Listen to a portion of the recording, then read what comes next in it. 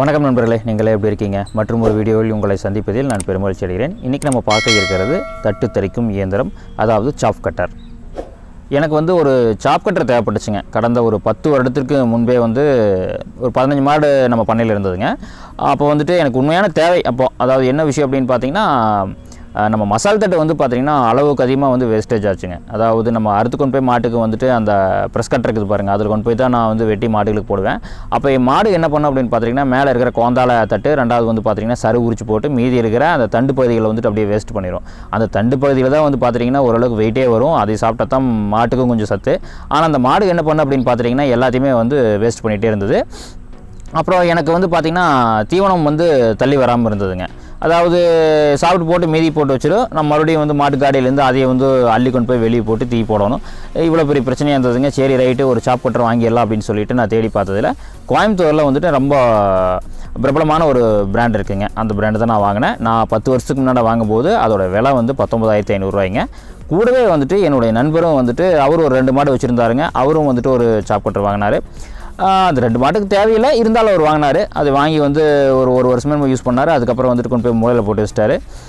நான் என்ன பண்ணேன் அப்படின்னு பார்த்துட்டிங்கன்னா, அதுக்கப்புறம் அதை ஒரு 10,000 ரூபாய்க்கு வாங்கி இன்னொரு நண்பர் கேட்டிருந்தாருங்க. அவருக்கு கொடுத்துட்டு, அதாவது நான் வாங்கி கொடுக்கல, நான் அவர் இருக்குதுன்னு சொன்னால் அவர் வாங்கிட்டார்.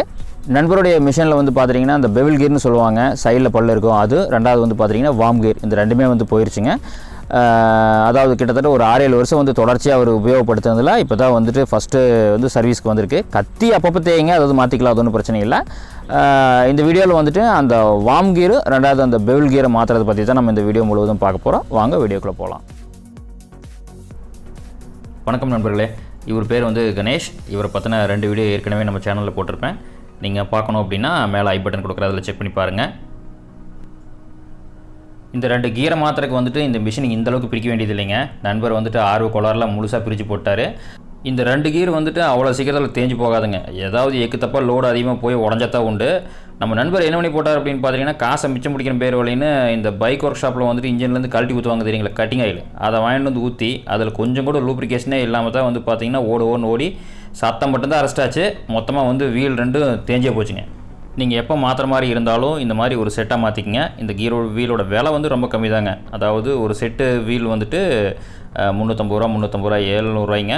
அதுக்கப்புறம் அந்த வார்ம் கீரோட விலை 700 ரூபாய்ங்க. அதாவது இன்னைக்கு தேதியில்.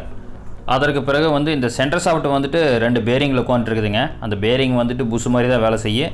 இப்போ நீங்கள் பார்த்துட்டு இருக்கிறது அந்த வார்ம் கீர் எந்த அளவுக்கு தேஞ்சிருக்குது அப்படின்னு பாருங்கள். இந்த வார்ம் கீர் பார்த்துட்டிங்கன்னா அந்த சென்டர் சாஃப்ட்டில் ஒரே ஒரு போல்ட்டில் மட்டும்தான் நிற்குதுங்க.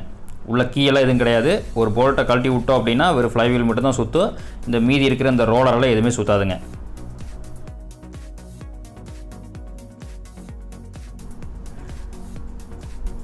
நண்பர் இப்போ மாட்டிட்டு இருக்கிறது பேரிங் கவருங்க. இந்த பேரிங் எனக்கு தெரிஞ்சு 10 வருஷம் ஆகியும் இது வரைக்கும் போகலைங்க. இந்த மிஷின்லையும் போகல, அவர் தெரியாதனமாக அதை கழட்டி வச்சிட்டாரு.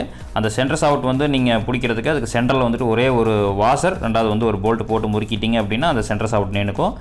அந்த ஒரே ஒரு போல்ட்டில் தான் அந்த சென்டர் சாஃப்ட் ஓடிட்டு இருக்குதுங்க.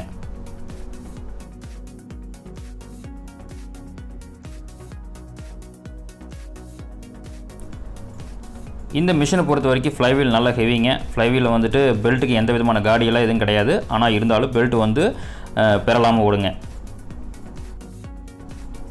நீங்கள் இந்த மாதிரி மிஷினை கழட்டும் போது தயவு செஞ்சு அதில் இருக்கிறதெல்லாம் எடுத்து தனியாக பத்திரப்படுத்தி வச்சுக்கோங்க. ஏன் அப்படின்னா இன்றைக்கி காலையில் மிஷினை கழட்டுறீங்க அப்படின்னா அதுக்குண்டான ஸ்பேர் பார்ட்ஸ் எல்லாம் வாங்கிட்டு மாட்டும்போது இன்றைக்கி சாயந்தரத்துக்குள்ளே மாட்டிடலாம், இல்லைன்னா அடுத்த நாள் காலையில் மாட்ட போகிறீங்க. அப்படி இருக்கும்போது இதில் ஏதாவது ஒன்று தொலைஞ்சு போயிட்டாலும் கொஞ்சம் சிரமம் தான். என்னுடைய நட்பு என்னையை எத்தனை நாளாக பழி வாங்கலாம் அப்படின்னு சொல்லி நினச்சிட்டு இருந்தாருன்னு தெரியல. வீடியோ எடுக்கிற ஆர்வத்தில் நான் கூட்டு போன விட்டத்தில் ஏறின மாதிரி போய் கொலை கூட்டில் கை விட்ட தான் மிச்சங்க. செங்கோலவி நறுக்குன்னு 4 கடி கடிச்சு வச்சிருச்சுங்க. நம்ம நட்புக்கு மனசு புது ஆயில் வாங்கிட்டு 2 லிட்டர் ஊற்றிட்டாருங்க. இந்த இடத்துல நம்ம கீரை கண்டிப்பாக கவனிக்கணுங்க. நம்ம என்னதான் புது கீர் வாங்கிட்டு மாற்றினாலும் கொஞ்சோண்டு நம்மளும் கிரைண்ட் பண்ண வேண்டியது இருக்குங்க. கொஞ்சம் செட் ஆகாமல் போயிருங்க. அதாவது அந்த சாஃப்ட் போரெல்லாம் எந்த பிரச்சனையும் இல்லாமல் அந்த காற்றக்கி ரெண்டாவது போட்டு டைட் பண்ணுறதெல்லாம் எந்த பிரச்சனையும் இருக்காதுங்க. ஆனால் ஓடும்போது பார்த்திங்கன்னா கொஞ்சோண்டு நம்ப ஆரம்பிச்சிடும். அதுக்கு என்ன பண்ணணும் அப்படின்னு பார்த்தீங்கன்னா, கிரைண்டிங் மிஷினில் வச்சுட்டு கொஞ்சோண்டு நீங்கள் ஃபைல் பண்ணி ஆகணும். இல்லை அப்படிங்கிற மாதிரி இருந்ததுன்னா அளவு வச்சுட்டு நீங்கள் ஒர்க் ஷாப்பில் கொண்டு போய் சாணம் பிடிச்சி கொண்டு மாட்டானுங்க.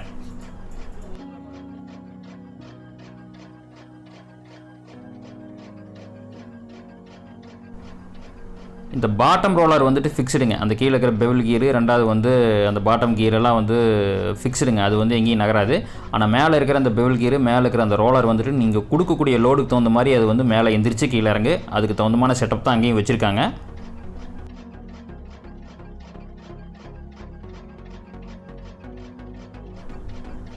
உங்களுடைய பார்வைக்காக வந்துட்டு அந்த ஃபீடரு, ரெண்டாவது வந்து பார்த்துட்டிங்கன்னா அந்த ஆயில் சம்போட கவரை வந்து கழட்டி வச்சுட்டு இப்போ மிஷின் வந்து ரன் ஆகிட்டு இருக்குதுங்க. அந்த ரோலர் வந்துட்டு 2 ரோலருமே வந்துட்டு உள் பக்கமாக தான் இழுக்கும். தட்டு வந்து அந்த சைடில் தான் உள்ள போகும். ஏற்கனவே வந்துட்டு அதில் வந்துட்டு 1 இன்ச்சு கேப் இருக்குங்க. அதுபோக நீங்கள் லோடு கொடுக்கும்போது அந்த ரோலர் வந்துட்டு இன்னொரு 1 இன்ச்சு மேலே எந்திரிச்சு மொத்தம் வந்து 2 இன்ச்சு கேப்பில் தான் வந்து தட்டை இழுக்க போகுது. அதை தான் நீங்கள் பார்த்துட்ருக்கீங்க.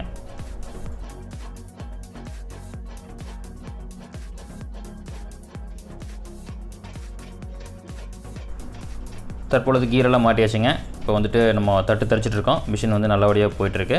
இந்த மாதிரி ஏதாவது ப்ராப்ளம் இருந்தது அப்படின்னா மேக்ஸிமம் வந்து நம்மளே வந்துட்டு செஞ்சுக்கிறதாங்க என்னை பொறுத்த வரைக்கும் பெஸ்ட்டு. இந்த மிஷினில் வந்து பார்த்திங்கன்னா 2 கத்தி இருக்குதுங்க. நண்பர் வந்துட்டு 1 கத்தி தான் மாட்டியிருக்காரு. இந்த கத்தி மாட்டுறதை மட்டும் எப்படின்னு சொல்லிட்டு நீங்கள் தெரிஞ்சுக்கணும். இந்த கத்தியை வந்துட்டு பிடிச்சிட்டு இருக்கிறது 3 போல்ட்டு, அது போக வந்துட்டு ஒரு 6 போல்ட்டு டென்ஷன் கொடுக்குறதுக்கு இருக்குங்க. அதை மட்டும் நீங்கள் தெரிஞ்சிட்டிங்க அப்படின்னா இந்த மிஷினில் ஒரு விஷயமே இல்லை. இந்த கத்தி வந்து பார்த்திங்கன்னா வரத்தட்டு நறுக்குனீங்க அப்படின்னா கொஞ்சம் சீக்கிரம் தேஞ்சு போயிடும். ரெண்டாவது பச்சை தட்டு நறுக்குனீங்கன்னா சீக்கிரம் தேயாது. அதை வந்து ஃபைல் பண்ணுறதுக்கு வந்துட்டு ஒரு ஃபைல் ஒன்று வாங்கி வச்சுக்கோங்க. நண்பர் வந்துட்டு ஆங்கிள் கிரைண்டரே வச்சுருக்காரு.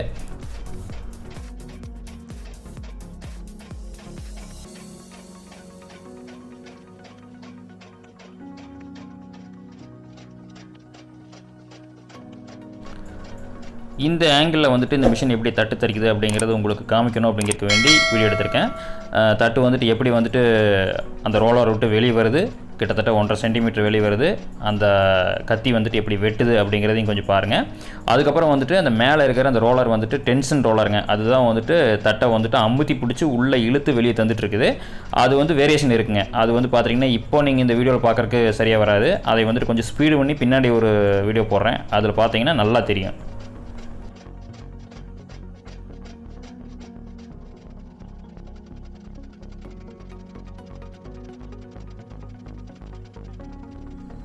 உங்களுக்கு நான் சொல்லிக்கொள்கிறது என்ன அப்படின்னு பார்த்தீங்கன்னா, நீங்கள் சாப் கட்டர் வாங்கணும்னு நீங்கள் முடிவு பண்ணிட்டீங்க அப்படின்னா தயவு செஞ்சு ஏதோ ஒரு சாப் கட்டர் வாங்கணும் அப்படின்னு சொல்லி நினச்சிடாதீங்க. ஓரளவுக்கு நல்ல பிராண்டிங்காக வாங்குங்க. அதாவது ஒரு 5000 ஒரு 6000 எச்சு போனாலும் பரவாயில்ல. ஏதாவது ஒரு பிராண்டடாக வாங்கினா மட்டும்தான் அதோட சப்போர்ட் கிடைக்கும். என்ன அப்படின்னு பார்த்தீங்கன்னா, ஒரு சாப் கட்டர் இன்றைக்கி வாங்குறீங்க அப்படின்னா நாளைக்கே வந்து ரிப்பேர் ஆக போகிறது கிடையாது. ஒரு 4 வருஷம் 5 வருஷம் கழிச்சு தான் அது வந்து ரிப்பேர் ஆகும். அதுக்கப்புறம் வந்து பார்த்தீங்கன்னா ஒரு 4 வருஷம் 5 வருஷம் கழிச்சு வாங்கிட்டு நீங்கள் போய் அதுக்கு ஸ்பேர் பார்ட்ஸை தொலைவிட்டு போகும்போது அந்த கம்பெனியும் இல்லாமல் போயிடும். அது ஒரு பெரிய பிரச்சனை. நான் வந்துட்டு கோயம்புத்தூரில் வந்துட்டு ஒரு மிக பிரபலமான ஒரு சாப் கட்டர் தயாரிப்பாளர் இருக்காங்க. அவங்களோட ப்ராடக்ட் தான் வாங்கியிருந்தேன். அது என்ன பிராண்ட் அப்படிங்கிறது கீழே கொடுக்குறேன், நீங்கள் பார்த்துக்கங்க.